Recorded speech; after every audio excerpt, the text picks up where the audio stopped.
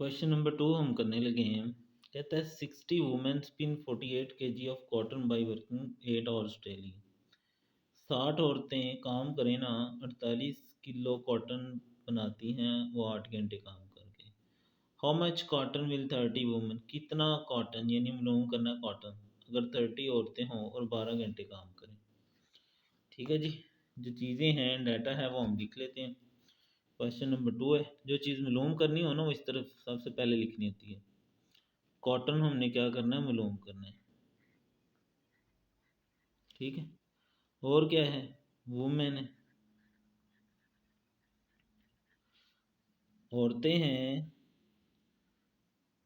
Cotton है और time है या आवर्स है, जो मर्जी कहेगा।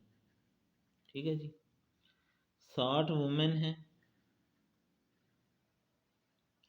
48 kg कॉटन बनाती हैं, कितना काम करती हैं, 8 घंटे।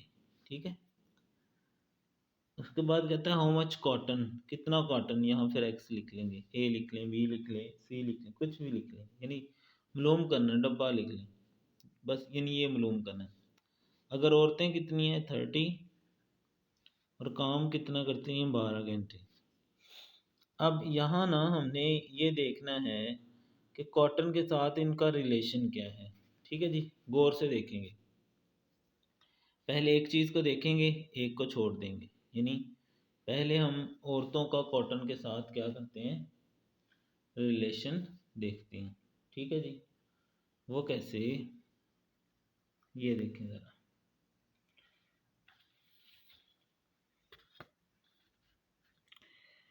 अगर 60 औरतें हों तो 48 kg कॉटन बना लेती हैं।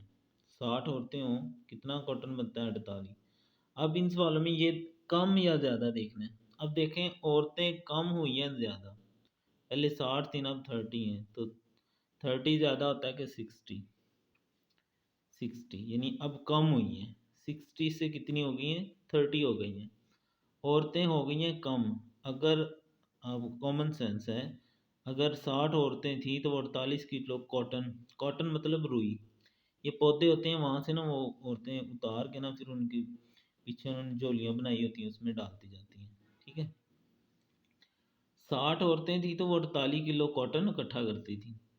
अब कहता है 30 औरतें रह गई हैं, औरतें कम हो गई हैं, तो अब कॉटन कम इकट्ठा होगा या ज़्यादा, ये देखना है। ज़ाहिर बात है जब कम औरतें होंगी तो कॉटन भी कम होगा, यही रिलेशन हमने देखना है कि औरतों के कम होने से कॉटन कम हुआ है या ज़्यादा, वो भी कम इकट्ठा होगा। तो एक चीज़ कम हो दूसरी भी कम हो तो उसको हम कहते हैं डायरेक्ट रिलेशन। उसमें एरो लगता है ऊपर की तरफ, एरो लगाना है ऊपर की तरफ। ठीक है, अब जो सेंटर वाली है इसको बोल जाना है।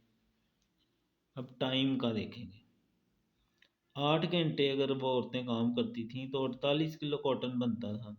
अब अगर 12 घंटे काम, सेंटर वाले को नहीं देखना, अब 8 घंटे अगर ये नहीं काम किया जाए तो 48 किलो कॉटन इकट्ठा होता है, और अगर 12 घंटे किया जाए तो, अब देखें ज़्यादा वक्त हम किसी चीज़ में लगाएं तो ज़्यादा काम होता है ना, यानी ज़्यादा कॉटन इकट्ठा होगा। वक्त ज़्यादा होने से या ज़्यादा देर काम करने से कॉटन भी ज़्यादा इकट्ठा हो रहा है। इसका मतलब है एक चीज़ ज़्यादा होने से दूसरी भी ज़्यादा हो रही है। अगर एक चीज़ ज़्यादा होने से दूसरी भी ज़्यादा हो, इसको हम कहते हैं डायरेक्ट रिलेशन। डायरेक्ट रिलेशन हो तो एरो ऊपर लगते हैं।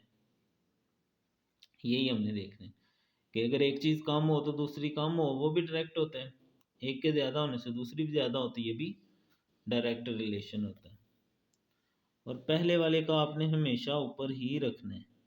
ठीक है जी, अब इसको हल कैसे करना है, ये जो पुशल है ना, ये बैक साइड, इसको ऊपर रखना है, और हेड वाला जो हिस्सा है ना उसको नीचे रखना है, दरमियान में लगाना है इक्वल। इसी तरह ऐसे बैक साइड वाला ऊपर और एरो वाला नीचे, दरमियान में मल्टीप्लाई, ये पीछे वाला ऊपर और एरो वाला नीचे।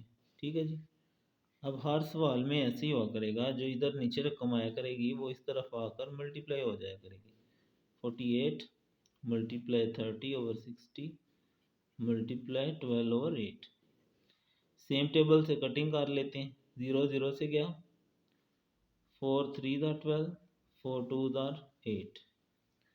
नीचे दोबारा लिखते हैं 48 मल्टीप्लाई 3/6 3/2।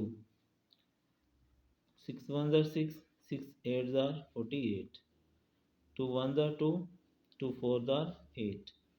क्या बचा हमारे पास 4 मल्टीप्लाई 3 मल्टीप्लाई 3, तीनों को मल्टीप्लाई कर लें।